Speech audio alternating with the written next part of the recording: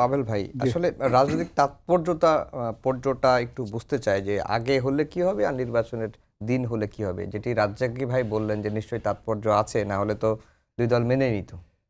আমার কাছে মনে হয় যে রাজ্জাকি ভাই যে কথা বলেছেন যে অধিকার আদায়, অধিকারটা কি? এই অধিকারের ভেতরে কি কারো ভেতরে মতদ্বৈততা আছে যে আপনি একরকম করে অধিকার মনে করছেন, আমি আরেক রকম করে অধিকার মনে করছি?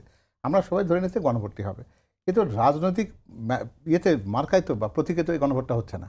এখানে তো প্রতীকই নেই, এখানে দুটো শব্দ আছে হাঁ বা না।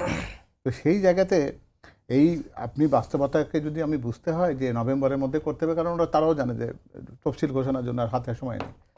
এই বাস্তবতা এখানে বর্তমানে এটা আছে কিনা, এটা সত্যিকার অর্থে এটা প্রিভেল করে কিনা। যদি তা না করে তাহলে শুধুমাত্র এই নির্বাচনটাকে অনিশ্চিত করার জন্য, জনগণের মধ্যে একটা শঙ্কা তৈরি করার জন্য এই যে আঙ্গুল বাঁকা করা, বিরাট বড় একটা স্মারকলিপি দেওয়া, এই বিষয়টাকে যেমন এন্টারটেইন করা হচ্ছে সেটা যেমন খারাপ কথা, যারা করছেন তারাও কিন্তু বলতে গেলে সেটা একটা ধোঁয়াশা তৈরি করছেন। আমার তো এখানে মনে হয় না যে এই জায়গাতে তাৎপর্যগতভাবে এর মধ্যে কোনো পার্থক্য আছে। তাৎপর্যের একটাই জায়গা, সেটা হচ্ছে গণভোটের ব্যাপারে সবাই ঐক্যমত একটা জায়গায় গেছে। আর যে কথা রাজ্জাকি ভাই বলছিলেন, আমরা নিজেও মনে করি যে নির্বাচন ফেব্রুয়ারির চাইতে ডিসেম্বরে তো হতে পারতো, সে দাবি তো বিএনপি প্রথম থেকে জানিয়েছে। কিন্তু যদি এটা ওখানেও একই কথা আছে না, আমরা মানি না, আমরা আরও পেছনে চাই, একটা কম্প্রোমাইজের জায়গায় বিএনপি সবসময় ছিল ওই জন্য যে বৃহত্তম রাজনৈতিক দল হিসেবে সব কিছু মেনে নিয়ে একটা অ্যাকোমোডেটিভ জায়গাতে গিয়ে একটা সুষ্ঠু নির্বাচন হোক, জনগণ তার নির্বাচিত প্রতিনিধি নির্বাচন করুক, একটা নির্বাচিত সরকার থাকুক।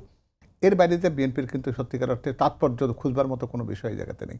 তারা খুব সোজা সাপটা জিনিসটা বোঝে যে একটা নির্বাচন হওয়া দরকার, অনির্বাচিত সরকার অনেকদিন হয়ে গেছে।